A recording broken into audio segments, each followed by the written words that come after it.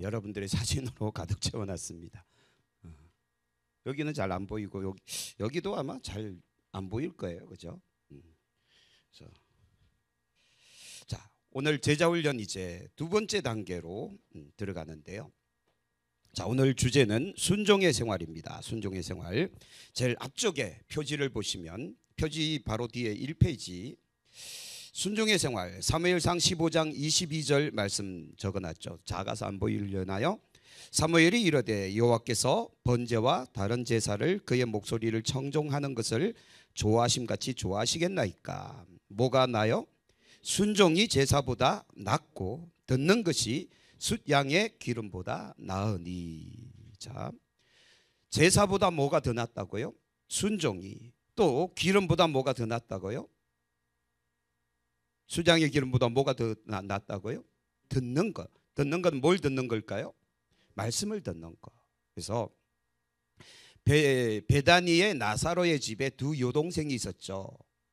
언니가 마르다고 동생이 마리아인데 그 집에 하필 갑자기 불쑥 예수님께서 방문하느라 준비된 음식이 없을 때 언니였던 마르다는 주방에서 열심히 음식을 준비하고 있는데 여동생이었던 마리아가 어떻게 하고 있습니까? 예수님 발치에 앉아서 말씀을 듣고 있단 말이에요. 그랬더니 언니가 어떻게 합니까? 아시죠? 예수님 보고 턱을 예수님 보고 내 동생 좀 쿡쿡 찔러달라고 와서 음식 좀 준비해달라고. 그랬더니 예수님의 말씀은요, 예수님은 이 좋은 편을 택하였다고. 그죠?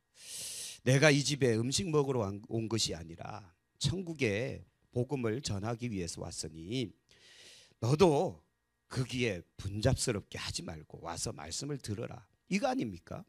자, 그래서 우리가 사실 하나님께서 우리에게 원하시는 것들이 따로 있는데 우리가 그걸 발견하지 못할 때가 상당히 많습니다. 오늘 이 사무엘상의 말씀은 사실 사울왕 초대왕 사울왕에게 사무엘 선지자가 경고하는 거죠. 왜냐하면 사울왕은 이미 변질돼 버렸습니다. 그래서 그가 하는 모든 행동에 대해서 사무엘이 경고하는 것이 바로 이 말씀이거든요. 그래서 제사보다 순종이 중요하고 수장의 기름을 바치는 것보다 하나님의 말씀을 듣는 것이 더 중요하다라는 것이죠. 자, 여기는 여러분 공과 한번 보시면 나오는데 안톤 브루크너의 7번 교향곡, 이 내용은 한번 눈으로 쭉 훑어보시기 바랍니다. 자, 오늘도 우리 박병호 집사님, 제가 목이 안 좋아서 큰 목소리 좀 읽어주시기 바랍니다.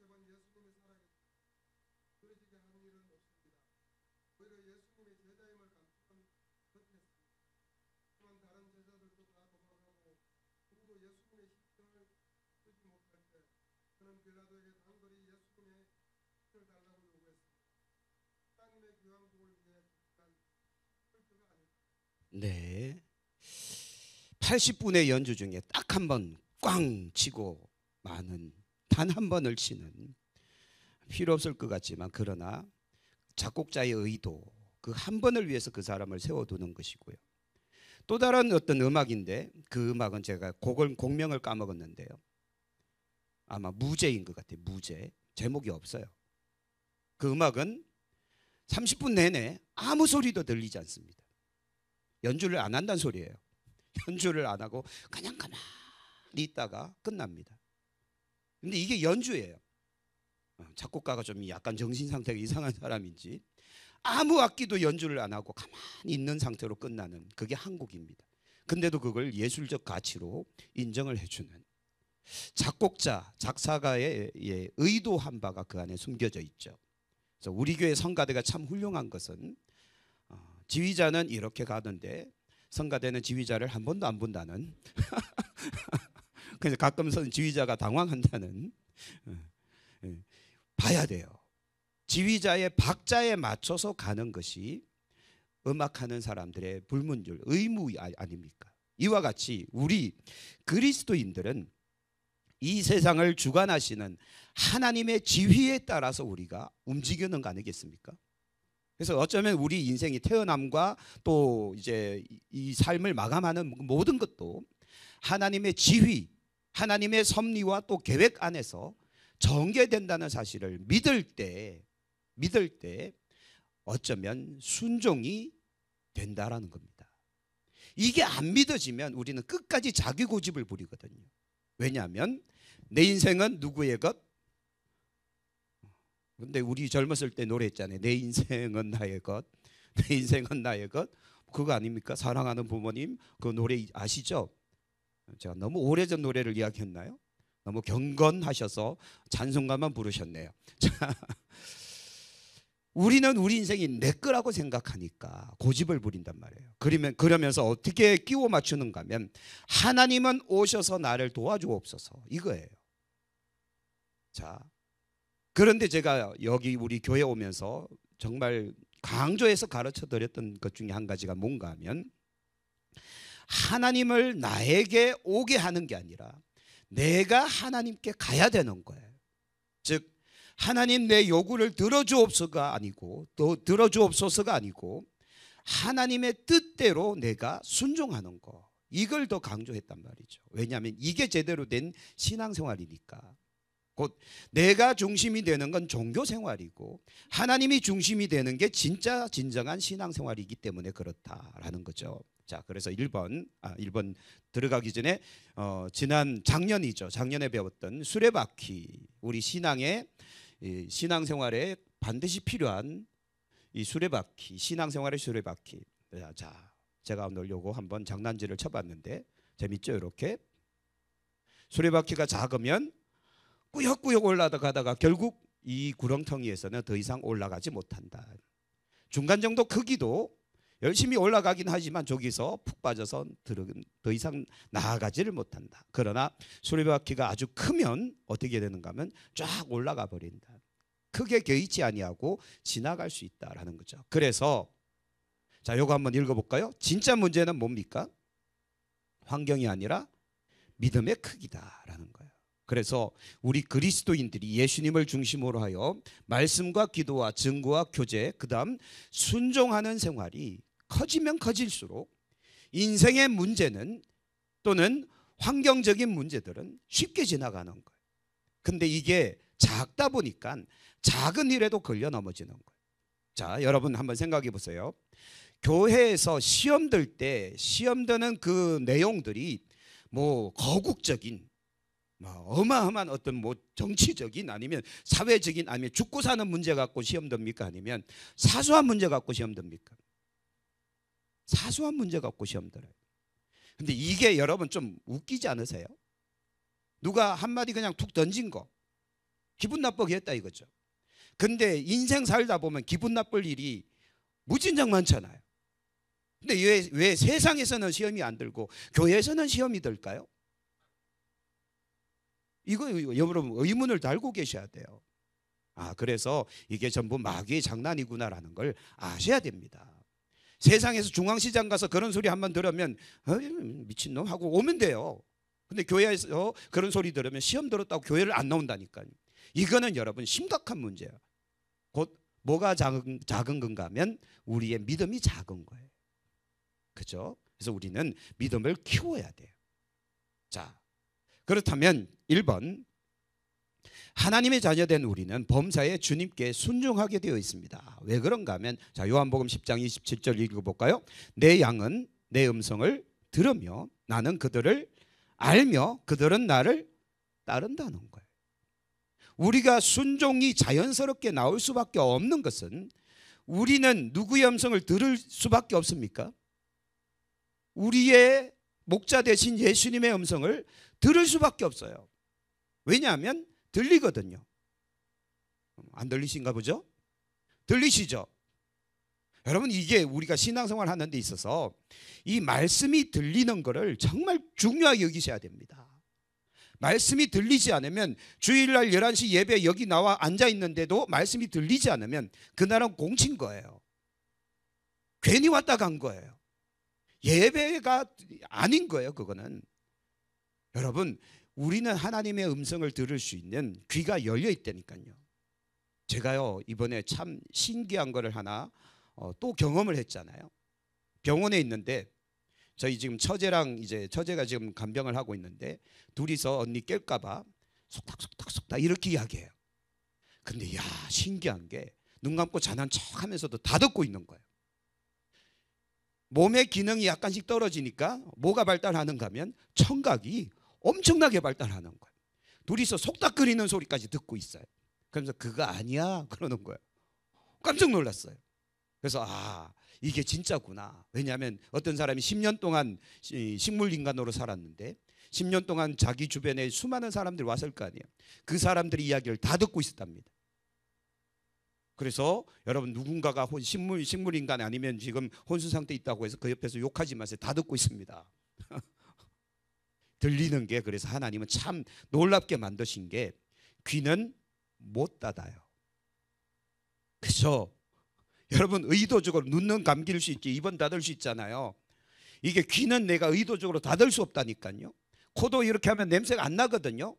내가 닫으면. 근데 귀는 막는다고 안 들립니까? 들려요. 막아도 들리는 게 귀예요. 여기서 하나님은 이거는 내 의지로 안 들리게끔 안 해놨구나. 왜냐하면 우리는 항상 귀가 열려 있어야 돼요. 하나님의 음성을 듣도록. 우리 목자이신 주님의 음성을 들어야만 양은 제 길을, 안전한 길을, 그리고 이 물이 있는 길을, 목초가 있는 길을 갈 수 있기 때문에. 그래서 우리 믿음의 삶은 주님의 음성을 듣는 거예요. 근데 오늘 내 양은 내 음성을 듣는다는 거죠. 또 주님은 우리를 안다는 거죠. 그리고 그들은 나를 따른다는 거예요. 그래서 양은 항상 목자의 음성을 듣고 그 부름을 따라 이동하는 게 양의 습성이라는 거죠. 성도는 주님의 음성을 따라 움직이는 사람, 그게 성도의 본질이다 라는 거예요. 자, 그러면 두 번째, 양의 목자를 얼마나 잘 알고 철저히 따르는가에 대해 아는 이야기겠으면 한번 해봅시다. 참고는 요한복음 10장 3절에서 5절 요거 한번 읽어볼까요? 문지기는 그를 위하여 문을 열고 양은 그의 음성을 듣나니 그가 자기 양의 이름을 각각 불러 인도하여 내느니라. 자기 양을 다 내놓은 후에 앞서가면 양들이 그의 음성을 아는 거로 따라오되 타인의 음성은 알지 못하는 거로 타인을 따르지 아니하고 도리어 도망하느니라. 제가 영상을 보여드리려고 했는데 이게 이제 잘 안 돼서 오늘은 설명만 드리는데요. 어떤 사람이 닭을 먹이는데요. 닭을 먹이는데 닭을 산에다가 이렇게 풀어놔요. 그리고 이제 밥때가 되면 이 사람이, 여러분 유튜브에 한번 쳐보시면 나올 거예요. 밥때가 되면 이 신호를 하는 겁니다. 이제 냄비 뚜껑 같은 걸 막 때려요. 그리고는 막 도망가는 거예요. 그러면 저 숲속에서, 조용하던 숲속에서 수천 마리의 닭떼가 날아서 먹이를 먹으려고 막 오는 거예요. 비행기처럼 막 날아오는 거예요. 그래서 주인이 밥 먹으라 하는 소리를 진짜 기가 막히게 알고 날아오는 거예요. 이게 짐승들이 다 그렇지 않습니까? 개도 그렇잖아요. 소도 그렇고 주인이 가면, 아마 이광록 장로님 잘 아실 텐데, 주인이 가면 이미 소는 알고 있어요. 밥 주러 오는구나. 외부인이 오면, 제가 지난번에 몰래 한번 들어가 봤거든요. 그 우사에 소들이요, 눈 이따만하게 뜨고 막 당황해요. 소들이 음메 하면서 막 부더덕거리더라고요. 얘네들이 아는구나. 그런데 짐승들은 주인의 음성도 알고 발자국 소리까지 알고 밥 먹으라는 신호도 아는데 우리는 과연 잘 알고 있느냐? 그렇죠? 우리는 얼마나 예민하게 우리 목자이신 예수님의 음성을 알고 그 음성을 따라가고 있는가? 우리가 한번 고민해 볼 필요가 있지 않겠는가? 그래서 이사야서와 예레미야서에 보면 그런 비유가 나옵니다. 소도 자기 구유를 알고 주인도 알고 양도 알고 뭐 이런 금수 짐승들도 주인을 아는데 너희는 어찌 모르느냐, 이런 하나님의 탄식이 기록되어 있거든요. 자, 그래서 참 우리가 문제구나라는 거죠. 자, 그래서 세 번째 한번 보시죠. 당신은 양이 목자를 따르는 것처럼 주님의 음성을 듣고 따를 수 있습니까? 그럼 어떠신가요? 주님의 음성을 들으십니까? 그렇다고 해서 자는데 막 흰 수염 달고 지팡이 잡은 뭐 그런 분이 갑자기 탁 나타나서 동쪽으로 가라 뭐 이런 거 이야기하는 게 아니라 말씀 속에서 빛을 보는 거예요. 설교 속에서 그 음성을 듣는 거예요. 기도하다가 감동을 받는 거예요. 찬송하다가 갑자기 다 감동이 오는 거. 신앙생활에 이런 영적인 체험, 영적인 경험들이 있을 때 우리 영이 반응하는 것 아니겠습니까? 아까도 말씀드렸지만 11시 예배 마치고 갔는데 기억나는 거라고는 오늘 반찬이 뭐였고 이것만 기억나면 그거는 괜히 교회 온 거잖아요. 여러분, 말씀을 좀 우리가 귀 기울일 수 있는 믿음의 삶이 되기를 축복합니다. 그래서 말씀이 들려야 돼요. 어찌됐든 말씀이 들려야 된다. 그래서 저도 설교자로서 제일 고민되는 것이 성도들에게 어떻게 하면 말씀이 들리게 할까. 이게 참 고민이거든요. 저라고 해서 뭐 맨날 히트치라고 그런 건 없잖아요. 또 맨날 또 제가 공치라는 그런 거 없잖아요. 하여튼 연구를 열심히 하는데 어떻게 하면 여러분들이 말씀이 들리도록, 그리고 그 말씀에 반응하도록, 그 말씀을 믿도록 만드느냐, 이게 참 과제거든요. 근데 여러분, 늘 이 영의 귀가 좀 열려 있어서 주님의 음성이 들려지는, 그 음성을 듣고 따라갈 수 있는 우리가 되어지기를 소망합니다. 양이 목자를 따르듯 말이죠. 자, 네 번째, 예수님의 음성을 듣고 따른다는 것은 그의 말씀을 순종한다는 의미도 있지만 예수님이 하는 대로 본받는다는 의미도 있다라는 거죠. 그가 우리에게 순종의 본을 보이신 것은 무엇입니까? 자, 요한복음 4장 34절 같이 한번 읽어볼까요? 예수께서 이르시되 나의 양식은 나를 보내신 이의 뜻을 행하며 그의 일을 온전히 이루는 이것이니라. 예수님께서 본을 보여주셨어요. 그래서 이건 참 이야기하자면 무진장 긴 이야기죠. 나를 보내신 이의 뜻을 행하였다. 그래서 이게 가장 정확하게 가장 많이 기록된 책이 마태복음이에요. 마태복음은 태어나실 때부터 십자가에서 죽으시고 부활하시는 그 순간까지 선지자의 기록, 성경의 기록, 이 말씀을 굉장히 많이 합니다. 말씀이 응하게 하려 함이라 이 기록들, 이 말씀을 굉장히 많이 합니다. 그래서 태어나시는데 어디에서 태어나십니까? 베들레헴, 마국간, 말구유. 이것까지도 사실 베들레헴도 구약 성경에 나와 있어요, 안 나와 있어요? 나와 있잖아요. 그래서 동방박사들이 방문했을 때 학자들이, 서기관들이 성경을 연구하는데 그리스도 곧 메시아가 어디서 나겠느냐 알고 있어요? 모르고 있어요? 알고 있잖아요. 근데 제가 참 궁금한 게, 제가 그래서 제 성경책에 물음표를 적어놨는데 이 인간들은 알면서 왜 안 찾아갔을까요? 그리스도가 탄생했으면 찾아가서 경배해야지. 찾아갔다는 기록이 없단 말이에요. 오히려 헤롯 대왕한테 어디서 베들레헴에서 태어나신다고 하셨나이다. 그리고는 지들끼리 아무 반응이 없는 거예요. 오히려 헤롯이 군사를 보내서 2살 미만의 모든 어린아이를 죽이는 학살이 일어나게 만들죠. 끔찍하지 않습니까? 자, 예수님은 태어나는 순간도 말씀을 응하게 하기 위함이었고, 모든 행동 하나하나, 말씀 하나하나, 그리고 그의 모든 사역 하나하나가 구약에 기록되어 있는 모든 말씀을 응하기 위함이었고, 가장 결정체, 가장 최고로 꼽히운 것이 곧 십자가 사건이죠. 십자가에서 외치셨던 말씀, 나의 하나님 나의 하나님 어찌하여 나를 버리셨나이까. 이것도 고통 가운데 그냥 부르짖은 말씀인가요? 아니잖아요. 구약 성경에 나와 있는 시편의 기록을 그대로 말씀하신 거잖아요. 그러면서 이사야의 말씀, 예레미야의 말씀을 성취하고 계시는 거예요. 우리는 다 양 같아서 그릇 행하여 각기 제 길로 갔거늘 여호와께서는 우리 무리의 죄악을 그에게 담당시키셨도다. 그래서 십자가 지고 가신 건 우리의 죄악을 지고 가신 거예요. 예수님은 끝까지 순종하신 겁니다. 그래서 예수님은 하나님의 뜻을 행하는 그리고 그 일을 온전히 이루는 그 공생애를 사셨던 겁니다.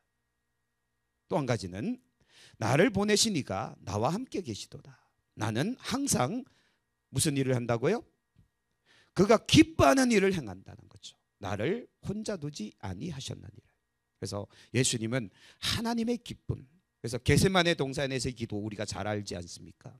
겟세마네 동산에서 제자들을 여기에 남겨놓고 돌 하나 던질 만큼의 거리에 가셔서 기도를 하시는데 흐르는 땀방울이 핏방울이 될 만큼 간절히 기도하시잖아요. 뭘 기도하셨습니까? 아버지여, 할 수 있거든 이 잔을 내게서 옮겨 주옵소서. 십자가의 그 고통이 얼마나 고통스러운지 알기에 피했으면 하는 인간적인 마음도 품었지만 그 뒤에 또 말씀합니다. 그러나 나의 원대로 마옵시고 아버지의 원대로 되길 원하나이다. 3번씩이나 기도를 하신단 말이죠. 그만큼 고통 가운데 번뇌하고 고민하셨지만 결국은 아버지의 뜻, 곧 기뻐하시는 뜻을 행하셨다라는 거예요. 그렇게 예수님은 순종의 본을 보이셨다라는 겁니다. 그래서 십자가의 길을 가는 것이 아버지의 뜻이었기에 그 길에 순종하셨다. 자, 그렇다면 오늘 우리는 예수님께서 우리에게 본을 보이셨잖아요. 그가 우리에게 순종의 본을 보이셨는데 우리는 과연 예수님처럼 살고 있는가? 하나님의 기뻐하시는 뜻, 하나님의 뜻을 행하기 위해서 그 일들이 온전히 이루어지도록 하기 위해서 온전한 순종의 삶을 살아가고 있는가? 그런 믿음의 태도를 가지고 있는가 우리를 한번 점검해 보았으면 좋겠다라는 거죠. 그래서 당신이 예수님의 본을 따라 하나님의 말씀에 순종해 본 당신이 아니고 당신도 예수님의 본을 따라 하나님의 말씀에 순종해 본 사례를 한번 들어보자. 여러분들도 아마 각자 하나씩 갖고 있을걸요. 그죠? 내가 한때는 뭐 왕년에는 예전에는 무슨 일이 있었는데 어떻게 순종했더니 어떻게 역사가 일어났나이다. 뭐 이런 간증들 말이죠. 그래서 나중에는 우리가 좀 한 달에 한 번씩이라도 여러분들 가운데 여러분 삶 가운데 역사하셨던 하나님, 내가 그 하나님의 뜻을 따라 살아가다가 어떻게 하나님이 일하셨는지를 좀 이렇게 자랑할 수 있는, 간증할 수 있는 그런 시간도 좀 가졌으면 좋겠어요. 그렇죠? 좀 나중에 한번 해보시죠. 자, 6번째, 주님은 순종이 사람의 마음에서 나오는 행동임을 분명히 하셨습니다. 사랑하면 뭐 한다고요? 순종한다는 거예요. 여기에 대해 어떻게 생각하는가? 자, 요한복음 14장 15절인데요. 같이 읽어볼까요? 너희가 나를 사랑하면 나의 계명을 지킨다는 거예요. 계명이 어려운 이유는 왜일까요? 이 말씀 그대로 적용한다면 하나님의 계명을 어렵게 생각하는 이유는 하나님을 사랑하지 않기 때문에. 자, 우리가 부모에 대한 효를 다하는 것에 대해서 배워서 효를 하는 겁니까? 아니면 내 안에서 우러나오는 겁니까? 우러나오는 거잖아요. 학교에서 학습된 효가 아니라는 거죠. 누가 가르쳐줘서 하는 행동이 아니에요. 이거는 하나님께서 우리에게 주신 본능과도 같은 그런 마음이에요. 마찬가지로 우리가 하나님의 말씀대로 살아가고자 하는 마음은 교회에서 가르쳐줘서 그게 안 된다니까요.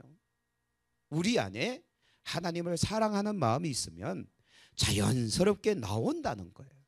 자, 그래서 여러분, 은혜 받은 사람이 예배의 자리를 사모합니까? 세상을 사모합니까? 세상을 사모하는 사람은 은혜를 경험하지 못했기 때문에 그러는 거예요. 왜 교회를 적당히 거리를 두고 다닙니까? 은혜 체험, 은혜 경험이 없기 때문이에요. 곧 하나님을 향한 사랑이 없기 때문에 적당히 거리를 두고 있는 겁니다. 그래서 우리가 예수님을 사랑하면 말씀대로 살지 마 해도 살게 돼 있어요. 믿음으로 살지 않도록 막 핍박을 가해도 오히려 더 목숨 걸고 믿음으로 살려고 그러죠. 저도요, 어렸을 적에 제가 혼자 교회를 다녔거든요. 부모님, 형제들 아무도 우리 집안 전체에서 교회를 안 다녔었어요. 혼자 교회를 다니니까 이게 너무 힘들더라고요. 그런데 주일날 아침이 되면 이제 고민하기 시작하는 겁니다. 11시 예배까지 교회를 가야 되는데 저희 집은 깡촌 중에서도 깡깡촌에 있었거든요. 그래서 읍내까지 내려가야 되는데 읍내까지 가려면 걸어서 가면 1시간 반을 걸어가야 되고요.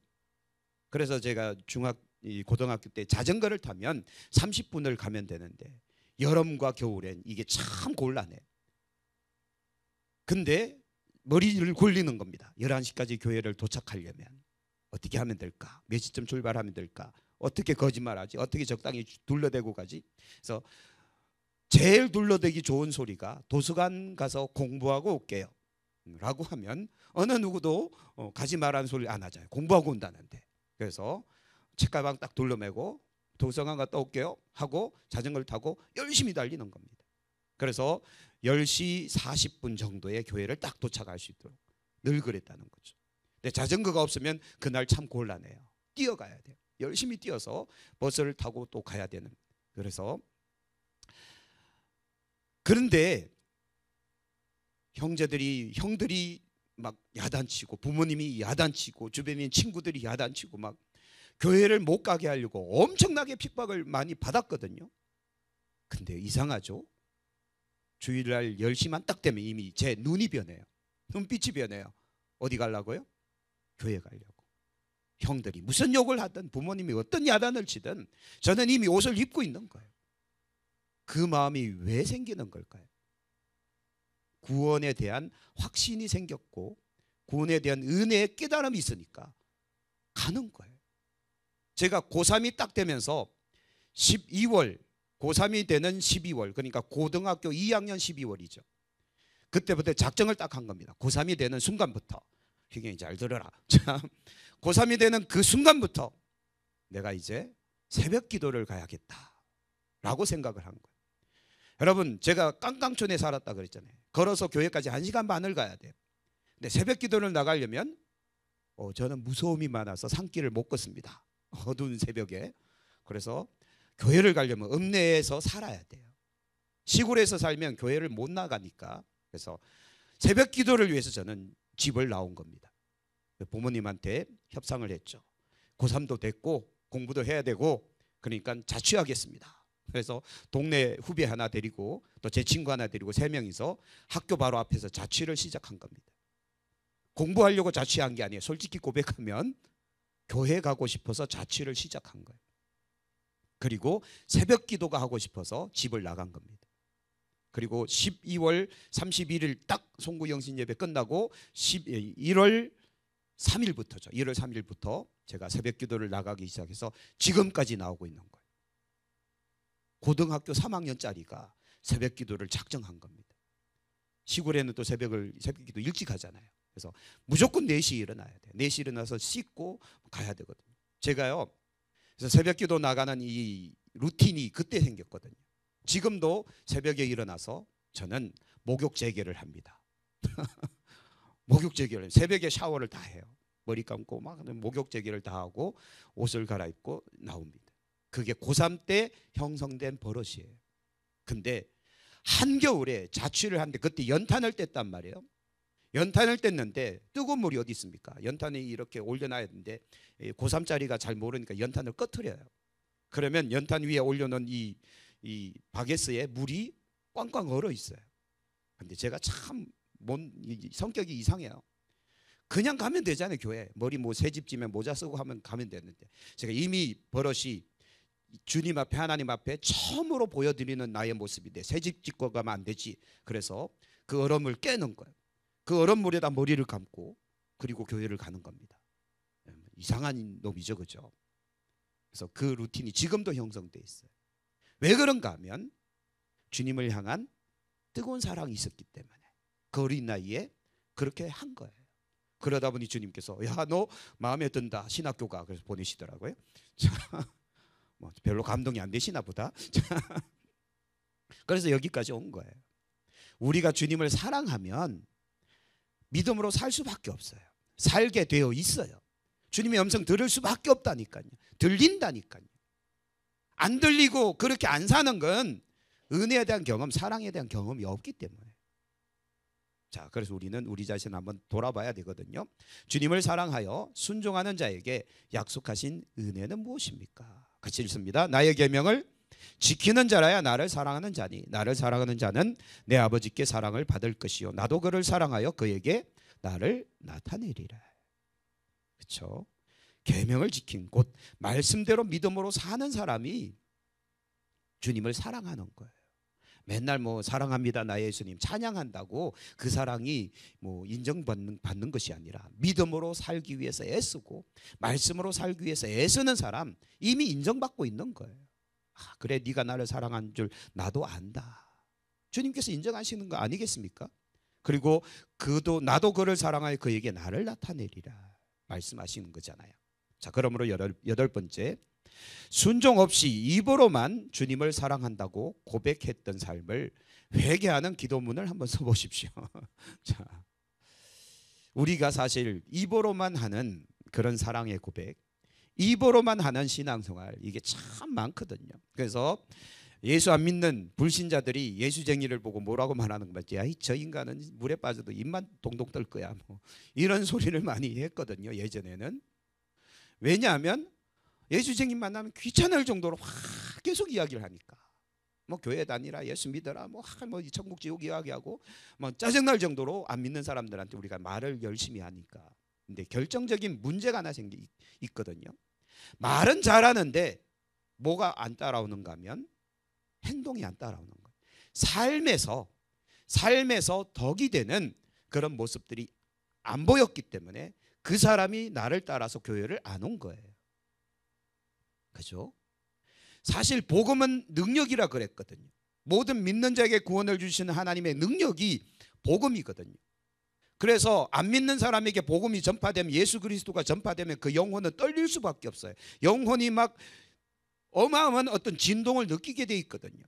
제가 신학교 다닐 때 이제 청소년들 YFC라는 청소년 단체가 있는데요. 거기에서 여름에 수련회를 했다고요. 수련회를 하고 나서 제가 조장이 되고 리더가 되고 제가 이제 함께 한 12명 정도 될 거예요. 12명 정도가 한 조가 돼서 평택으로 수원으로 이제 전도 여행을 한 2박 3일 나간 적이 있습니다.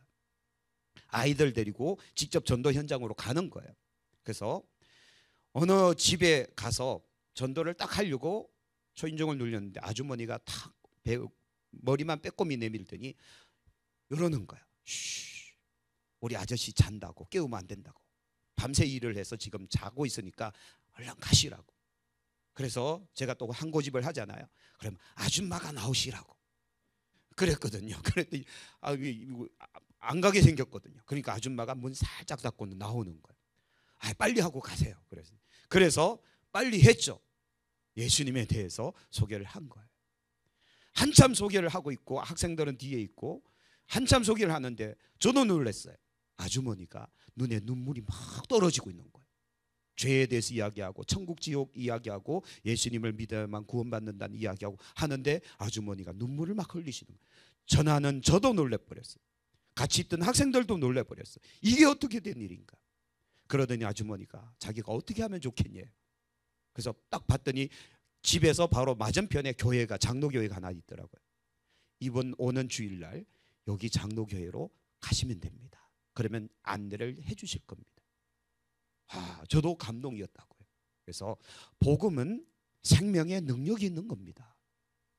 근데 왜 복음을 소개하는데 그 소개받은 그 사람이 나를 따라 교회를 오지 않았는가? 그것은 우리가 말만 하고 실제 우리의 삶에 그렇게 살지 않았기 때문에 그에게 이것이 실제로 다가가지 않은 거예요.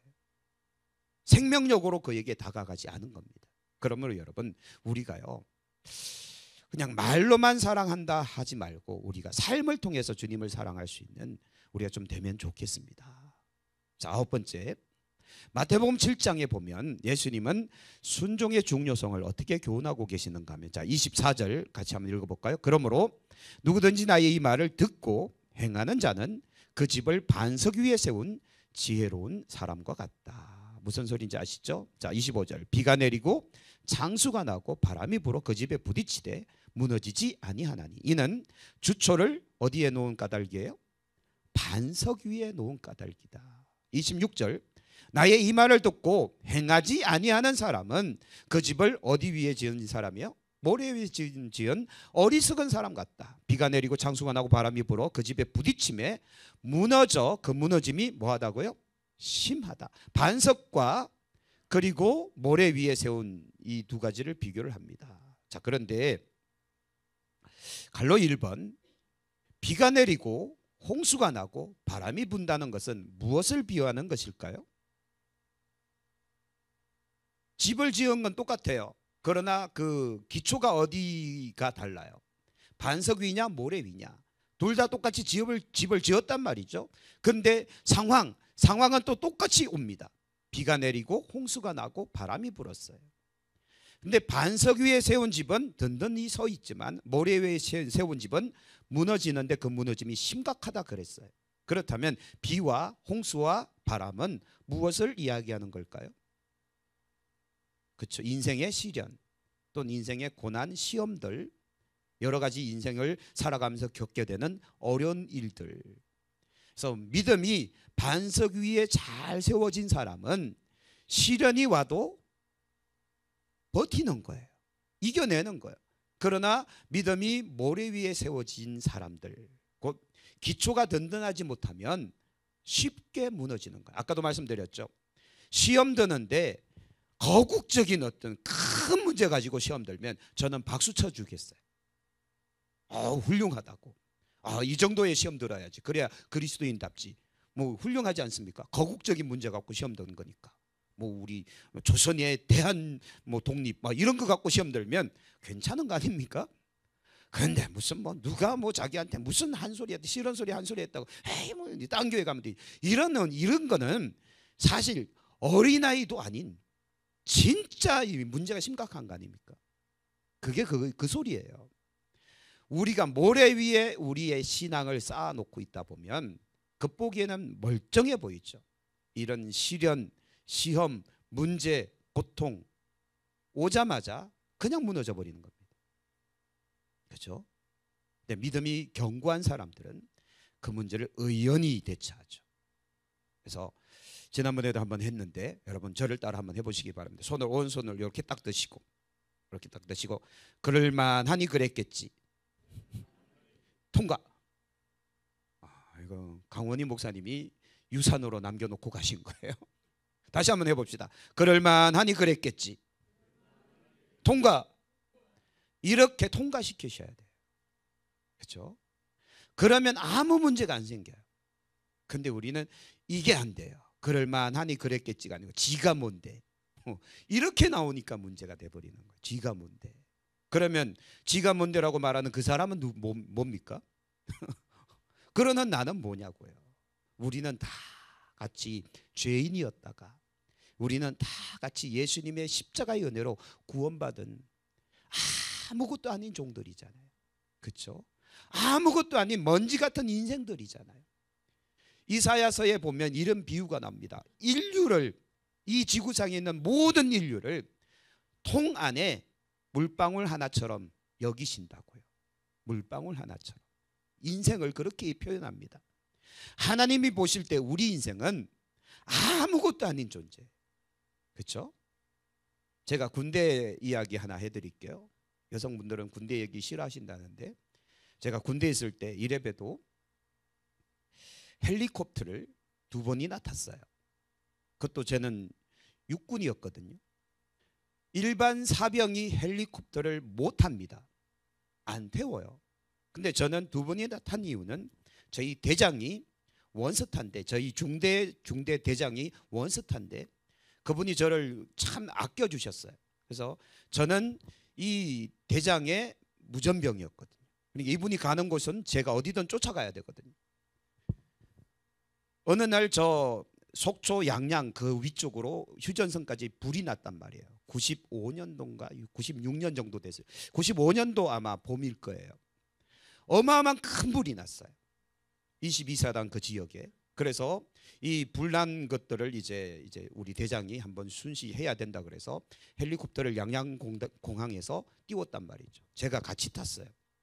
참 태어나서 처음으로 헬리콥터를 탔고 처음으로 그런 광경을 봤는데요. 양양공항에서 이렇게 쭉 올라가서 딱 가거든요. 비행기랑 느낌이 또 달라요. 가는데 너무 신기해서 운전하는 이 기장은 대위더라고요. 옆에 있는 부기장은 중이고 이 뒤에 턱 앉아 있는 사람은 원스타. 저는 병장인가 상병인가 근데 거기서 쭈그리고 앉아갖고 창문 밖을 보고 있단 말이죠. 속초 위를 지나가고 있는데 도시가요. 레고 블럭을 막 던져놓은 것 같았어요. 빨갛고 파랗고 노랗고 막. 거기에 자동차들이 막 지나다니는데 도로에 아주 자그마한 장난감들이 막 가고 있는 거예요. 거기에 사람들이 막 걸어가고 있는데 제 눈엔 개미로 보이는 게 개미. 새카만 개미가 막 기어가는 거 있죠. 그게 하얀 개미, 까만 개미, 머리 벗겨진 개미 많더라고 이 종류가. 그리고 설악산 위를 지나갔는데 울산바위 위를 지나갔거든요. 헬리콥터를 타고. 울산바위가 조약돌 몇 개 던져놓은 것처럼 요만하게 보이는 거예요. 요만하게. 제가 태어나서 처음으로 경험한 건데 이야, 하늘에서 보니까 부자도 없고 잘생긴 사람도 없고 못생긴 사람도 없고 돈 많은 사람도 없고 가난한 사람도 없고 그 집이 그 집이고 아파트가 뭐 주택이 다 거기서 거기에 레고 블럭 던져놓은 거예요. 자동차 뭐 에쿠스가 어디 있고 그랜저가 어디 있어요. 거기는 전부 다 거기는 장난감인 거예요. 사람 개미처럼 보인다니까요. 하늘에서 보니까 이렇구나. 그래서 제가 그때 얼마나 은혜를 받았는지 헬리콥터 타고 가면서 은혜를 받은 거예요. 왜 그런가 하면 하늘의 하나님께서 우리를 보실 때 어떻게 보실까요? 예? 전능자가 우리를 보실 땐 과연 어떻게 보실까요?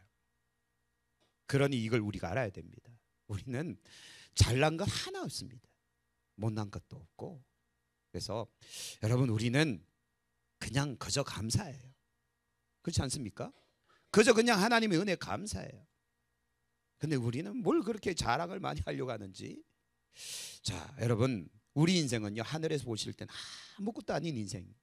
근데 우리가 정말 믿음이 있을 때, 그 믿음의 견고함이 있을 때 인생의 시련이 닥쳐와도 우리는 능히 이기지만, 그러나 인생의 시련이 왔을 때 쉽게 무너지는 것은 우리가 믿음을 잘못 형성한 거니까 정말 우리는 전능자를 정말 믿고 그 믿음 안에서 살아가기를 축복합니다.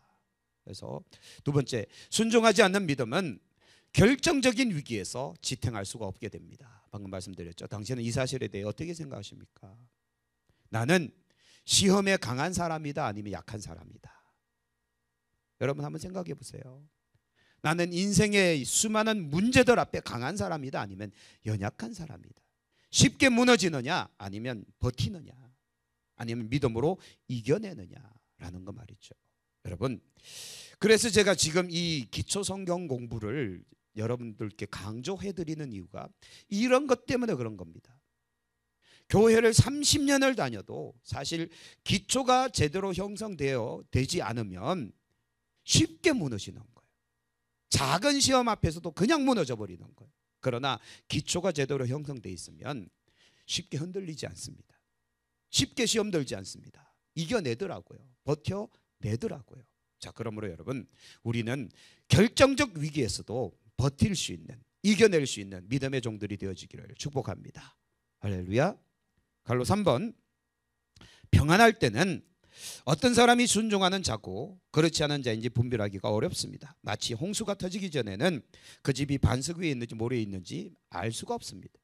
그래서 많은 사람들이 순종하지 않는 믿음이 엉터리인 줄 모르고 마음을 놓고 교회를 드나드는 것입니다. 당신의 믿음은 순종이라는 반석 위에 세워져 있습니까?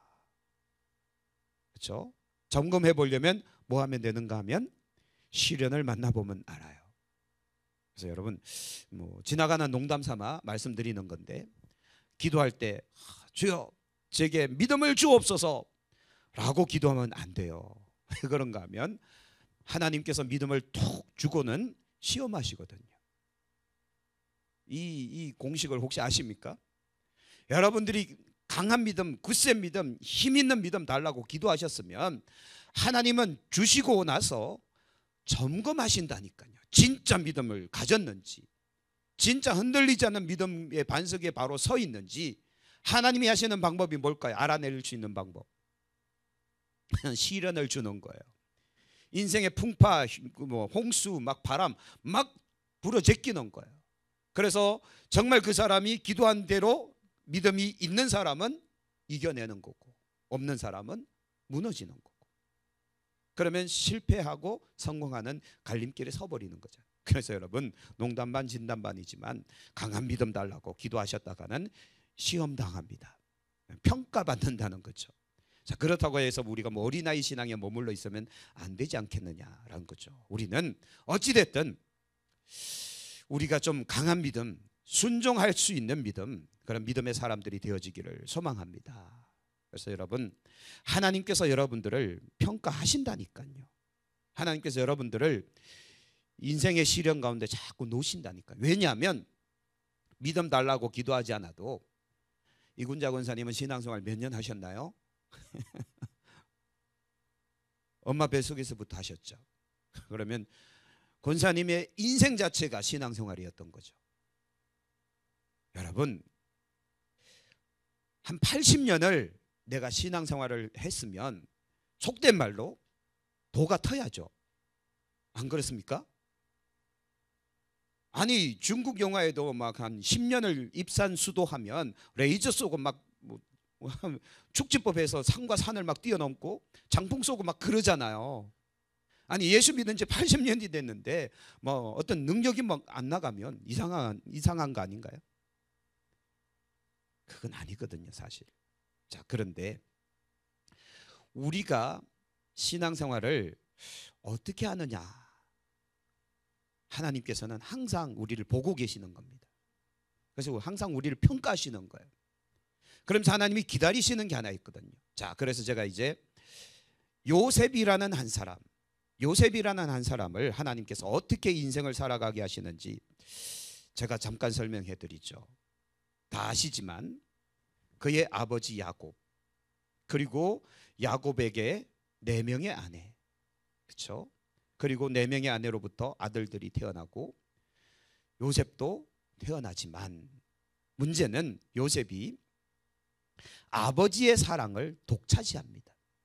나머지 형제들은 르우벤이 제일 장남이었으나 아버지의 사랑은 장남에게 있는 것이 아니라 라헬을 사랑했기에, 라헬이 또 이제 노중에 죽었잖아요. 일찍 죽었기에 야곱은 요셉을 끔찍하게 사랑하는 겁니다. 그래서 르우벤에게 가야 될 채색옷이 요셉에게 가고, 항상 요셉은 아버지의 품에 있습니다. 그랬더니 형제들의 미움을 받죠. 여기까지는 그래도 뭐 평탄한 가정이라고 봐요. 근데 이 형제들이 요셉을 어느 정도로 미워하는가 하면 죽이고 싶을 만큼 미워하는 계기가 생겨버리죠. 꿈 때문에. 꿈, 하늘의 뭐 별, 그리고 형제들의 볕단, 꿈 때문에 죽이고 싶을 정도로 미워하기 시작합니다. 이제 기회가 왔죠. 요셉이 도단까지 와서 형제들의 안부를 이제 체크할 때 형제들은 이 동생을 우리가 죽이자, 하나님의 꿈이 어떻게 되는가 보자, 그리고 진짜 죽이려고 하잖아요. 그때부터 요셉의 인생은 기가 막힌 웅덩이, 기가 막힌 수렁으로 빠지기 시작합니다. 집으로 돌아가지 못하고 그 현장에서 죽임을 당할 뻔했다가 애굽으로 팔려가죠. 팔려가서 몇 년 동안 노예 생활을 했는지는 모르겠어요. 방금 전까지 아버지의 사랑을 독차지하고 있다가 어느 날 갑자기 노예가 된 겁니다. 채찍도 맞고 몽둥이로 맞고 굶기도 했고, 하여튼 온갖 인생의 어려움 다 겪었겠죠. 수년의 노예 생활을 하다가 이제 어느 정도 자리를 잡을 정도가 되니, 아니, 이 집에 이 안주인이 이상한 마음을 품네요. 요셉을 유혹하죠. 요셉이 하나님을 경외하는 사람이라 범죄할 수 없으니 도망치는데, 하필이면 겉옷을 벗어놓고 도망치는 바람에 누명을 쓰고 감옥에 갇힙니다. 감옥에서도 몇 년을 썩었는지 모르겠어요. 그러면서 감옥에서 소망 없이 살아가는, 여러분, 요셉의 삶은 어떻게 설명이 가능한가요? 내가 만약 요셉이라면 그 인생을 어떻게 설명할 수 있습니까? 하나님 살아계신다며 하면서 설명 좀 해보세요. 할 수 있지 않겠습니까? 왜 이러시냐고. 근데 요셉이 팔려간 노예로 팔려간 그 순간과 감옥에 갇혀 있던 순간, 그리고 감옥에서 나오는 순간, 그리고 애굽의 국무총리가 돼서 절대 권력을 휘두르는 그 모든 순간에도 요셉이 잊어버리지 않았던 게 하나 있어요. 그게 뭐였을까요? 형제들을 죽이고 싶은 이를 갈고 있었는가요? 아니죠. 형제들을 뭐하고 있었는가 하면 용서하고 있었다는 거예요. 왜 그런가 하면 그 이유가 뭔가 하면 하나님이에요. 그래서 요셉의 고백이 창세기 45장과 50장에 나와 있는데 동일하게 나옵니다. 내가 하나님을 대신하리이까. 이 일을 먼저 행하신 이는 누구시다? 하나님이시다. 하나님이 나를 이곳으로 보내시기 위하여 그 과정을 걸어오게 만드셨나이다. 그러므로 형님들 두려워하지 마소서, 걱정하지 마소서, 염려하지 마소서. 난 하나님이 아닙니다. 하나님께서 하셨기에 저는 다만 순종할 뿐입니다. 이후에 야곱이 죽고 났을 때 형제들이 또 한번 난리치잖아요. 그때 또 이야기합니다.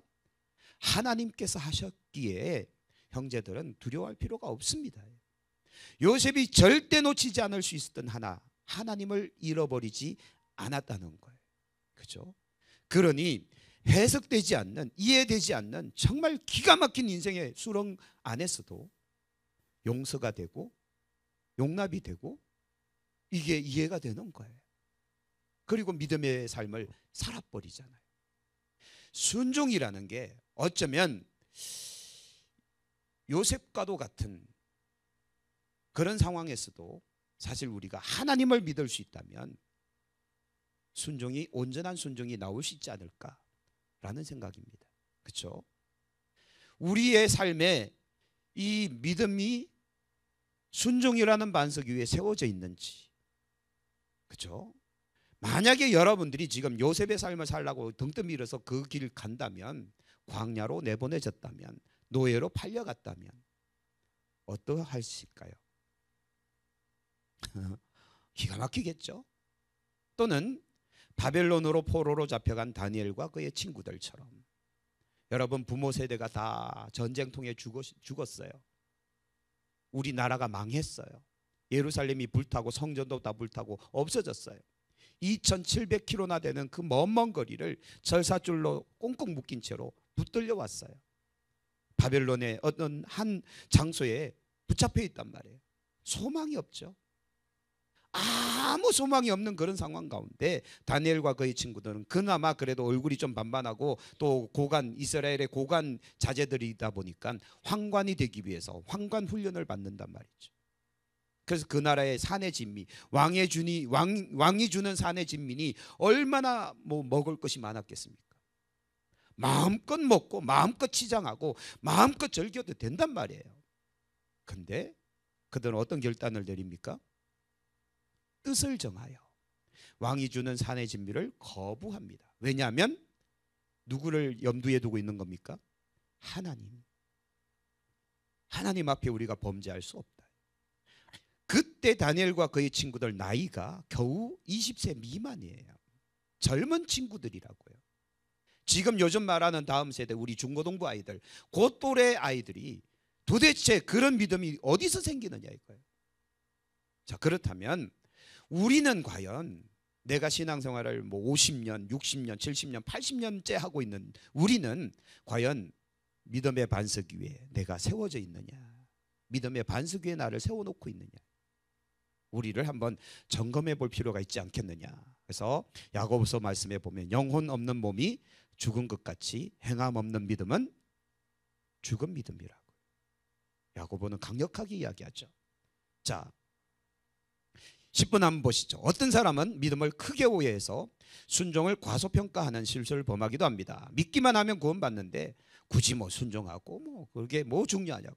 근데요, 순종을, 행함을 강조하는 것은 믿음의 중요성을 깎아내리는 것이라고 비난하기도 합니다. 여러분들은 순종이 얼마나 중요한 거에 대해서 충분히 이해하고 계십니까? 여러분, 믿음은 말로만 하는 것이 아닙니다. 행함을 통해서 보여주는 거예요. 삶을 통해서 보여주는 거예요. 믿음이라는 건 말이죠. 자, 그래서 야고보서 2장 14절에서 26절 제가 쭉 적어놨죠. 한번 14절부터 우리가 천천히 한번 읽어볼까요? 내 형제들아, 만일 사람이 믿음이 있노라 하고 행함이 없으면 무슨 유익이 있으리요? 그 믿음이 능히 자기를 구원하겠느냐? 만일 형제나 자매가 헐벗고 일용할 양식이 없는데 너희 중에 누구든지 그에게 이르되 평안히 가라, 덥게 하라, 배부르게 하라 하며 그의 몸에 쓸 것을 주지 아니하면 무슨 유익이 있으리요? 이와 같이 행함이 없는 믿음은 그 자체가 죽은 것이다. 어떤 사람 말하기를 너는 믿음이 있고 나는 행함이 있으니 행함이 없는 내 믿음을 내게 보이라. 나는 행함으로 내 믿음을 내게 보이리라 하리라. 내가 하나님은 한 분이신 줄 믿느냐? 잘 아는도다. 귀신들도 믿고 떠느니라. 아, 허탄한 사람아, 행함이 없는 믿음이 헛것인 줄 알고자 하느냐? 우리 조상 아브라함이 그 아들 이삭을 제단에 바칠 때 행함으로 의롭다 하심을 받은 것이 아니냐? 내가 보거니와 믿음이 그의 행함과 함께 일하고 행함으로 믿음이 온전하게 되었느니라. 이에 성경에 이른바 아브라함이 하나님을 믿으니 이것을 의로 여기셨다는 말씀이 이루어졌고 그는 하나님의 벗이라 칭함을 받았나니 이로 보건대 사람이 행함으로 의롭다 하심을 받고 믿음으로만은 아니니라. 또 이와 같이 기생라합이 사자들을 접대하여 다른 길로 나가게 할 때 행함으로 의롭다 하심을 받은 것이 아니냐. 같이 읽습니다. 영혼 없는 몸이 죽은 것 같이 행함이 없는 믿음은 죽은 것이니라. 이 구절에서 매 구절마다 계속 나오는 한 단어, 계속 반복돼서 나오는 한 단어, 행함이라는 단어가 계속 나옵니다. 다른 말로 순종이죠. 방금 요셉 이야기 해드렸지만 요셉이 그 모진 인생, 그 시간들을 버텨낼 수 있는, 이겨낼 수 있는 원인이 뭘까? 그죠? 그것은 하나님을 믿었기 때문이에요. 그럼 우리는 똑같이 하나님을 믿는데 우리는 왜 못 버텨내느냐 이거죠. 곧 요셉은 믿음을 삶으로 녹여내버린 거예요. 그렇게 살한 거예요. 이게 하나님의 뜻이라 믿었기 때문에 그렇게 살아버린 거예요. 그러면 여러분 우리들도요, 믿음은 교회 다니는 게 믿음이 아니라 믿음은 사는 거예요. 믿음으로 살아가는 거예요. 내 삶의 현장에서 그걸 녹여내는 겁니다. 우리 신앙을 녹여내는 거예요. 요셉처럼 말이죠. 그래서 해석되지 않고 이해되지 않는 그 어마어마한 시련이 온다 할지라도 그냥 녹여내버리잖아요. 하나님께서 하셨습니다. 하나님께서 하셨습니다. 그렇죠? 하나님이 하셨습니다. 더 이상 무슨 말이 필요해요? 하나님이 하셨다는데. 행함이 없는 믿음은 죽은 것이라고. 즉 다시 말해서 말로만 하는 믿음은 믿음이 아니다라는 거죠. 그래서 우리가 믿음의 삶을 살아내기를 소망합니다. 그래서 제가 생각해 보기에 요거는 제가 주일날, 이번 주일날 이 말씀을 전할까 고민하고 있어요. 야외에 나가서 이 말씀을 전하기에는 좀 적당하지 않을 수도 있겠는데, 자, 여러분 한번 집에 가서 고민해 보시기 바랍니다. 예레미야 35장에 보면 레갑의 후손들, 레갑 사람들에 대한 이야기가 나와요. 하나님께서 의도적으로 레갑 자손들을 부각시키거든요. 이 사람들은 이방인들이에요. 이 사람들은 정말 이상한 사람들이에요. 왜 그런가 하면 한 200년 전에 선조가, 조상들이 유언을 했단 말이죠. 어떤 유언을 했는가 하면 텐트를 짓지 말고 포도원을 만들지 말고 농사도 짓지 말고, 하여튼 안 그래도 살기 빡빡한데 이상한 요구를 후손들에게 합니다. 근데 이들이 200년이 넘는 시간 동안 선조들이 유언을 남긴 그 말씀을 철저하게 지킵니다. 철저하게. 마치 요즘 베두인들의 삶하고 비슷해요. 베두인들은 사막, 광야에서 살거든요. 그들에게 유일한 어떤 재산은 양떼, 염소떼예요. 그거 외에는 아무 재산이 없어요. 집도 없고 뭐 아무것도 없습니다. 지금도 예루살렘, 이스라엘 여행 가면 베두인들의 삶을 엿볼 수 있거든요. 텐트가 곳곳에 있으니까. 어떻게 살 수 있는지 모르겠지만 그들은 그렇게 살아요. 어쩌면 레갑의 후손들은 그와 같은 삶을 사는데 200년 동안이나 선조가 유언을 남긴 걸 철저하게 지킵니다. 그랬더니 하나님께서 야, 그 사람들 데리고 와라. 데리고 와서 시험 좀 해봐. 시험. 무슨 시험을 하는가 하면 포도주 단지를 다 갖다 놓고 마셔라. 그랬더니 그들이 거부하죠. 왜 안 마시느냐 그랬더니 우리 선조가 우리에게 명령한 것이 있습니다. 그 중에 한 가지가 뭔가 하면 포도주를 마시지 마라. 후손들이 200년 동안 이걸 지킨 거예요. 그러면서 하나님께서 말씀하시는 거예요. 야, 이방인도 선조가 200년 전에 한 말을 목숨 걸고 지키고 있는데 내 백성 이스라엘이 수백 년 수천 년 전부터 이야기한 거 너희가 언제 한번 지킨 적이 있느냐? 한 번도 없지 않느냐? 그러면서 이 레갑의 후손들을 성전의 봉사자들로 세워버립니다. 하나님께서요. 기가 막히죠. 그 이야기를 이제 예레미야가 하는 거거든요. 자, 그러므로 여러분, 순종이라는 것은 어쩌면 우리 신앙생활에 있어서 전부라고 할 수 있어요. 전부. 그래서 교회만 다니는 그런 그 말고요. 우리가 진짜 그리스도인이라면 서두에 말씀드렸습니다. 주님을 사랑하고 하나님을 사랑하게 되면 자연스럽게 말씀대로 살아가게 돼 있다는 거죠. 근데 이게 안 되는 건 우리가 아직 은혜에 대한 체험이나 또는 주님을 향한 뜨거운 사랑이 없기 때문에 자꾸 거리를 두는 또는 말씀대로 살지 않으려고 하는 그런 시도를 하는 거 아니겠는가. 자, 그러므로 오늘 우리가 한번 고민하는 거예요. 자, 오늘 지난 1권하고 제 2권째 내용이 조금 다르죠. 여러분들은 잘 못 느끼시는가 본데 1권까지는 뭘 했는가 하면 제가 열심히 여러분들에게 가르쳐 드렸어요. 2권부터는 우리가 뭘 하는가 하면 우리가 고민하기 시작해야 되는 거예요. 그래서 제가 자꾸 질문을 드리는 거예요. 고민해보자 이거죠. 고민. 나는 과연 순종의 믿음이 있는가? 아니면 나는 그냥 단순히 교회만 다니는 믿음이 있는가? 교회만 열심히 다니면 신앙생활 잘한다라고 생각하는 사람이 혹시 아닌가? 교회만 열심히 다니는 게 신앙생활 잘하는 사람이 아니라 말씀대로 살아가기 위해서 몸부림치는 사람이 신앙생활을 잘하는 거예요. 곧 순종의 삶을 살기 위해서 애쓰는 사람, 그가 진짜 신앙인이라고 말씀드릴 수 있다는 거예요. 그래서 이런 것들 우리가 이제부터 고민해야 되는 겁니다. 그래서 여러분 이제부터 이제 2단원부터는 우리에게 계속 질문을 던질 거예요. 고민할 수 있도록. 그래서 여러분 수요일 공부가 끝나고 집에 가셔서 주일날 되기까지 우리를 한번 계속 고민시켜야 돼요. 나는 순종의 믿음이 있는가? 나는 과연 순종의 믿음이 있는가? 요셉처럼 내 인생을 그렇게 펼쳐놓으실 때 아멘 할 수 있겠는가? 그죠? 아멘 할 수 있겠는가? 믿음, 정말 행함이 없는 믿음은 죽은 믿음이라 그랬는데 나는 과연 진짜 믿음으로 행하고 있는가? 아니면 말로만 하는 믿음 생활하고 있는 건 아닌가? 우리를 계속해서 한번 고민시켜 보아야 돼요. 이런 식으로 우리가 우리 삶을 계속 되돌아보면서 회개할 건 회개하고 다시 심기일전할 건 해서 우리의 신앙생활을 쌓아 올려야 되지 않겠습니까? 그렇게 해서 여러분 이제 진짜 믿음이 있는, 순종이 있는 믿음, 행함이 있는 믿음으로 우리가 우리 자신을 바꾸어 갈 수 있는 삶이 되어지기를 축복합니다. 예, 기도하겠습니다. 하나님 감사합니다.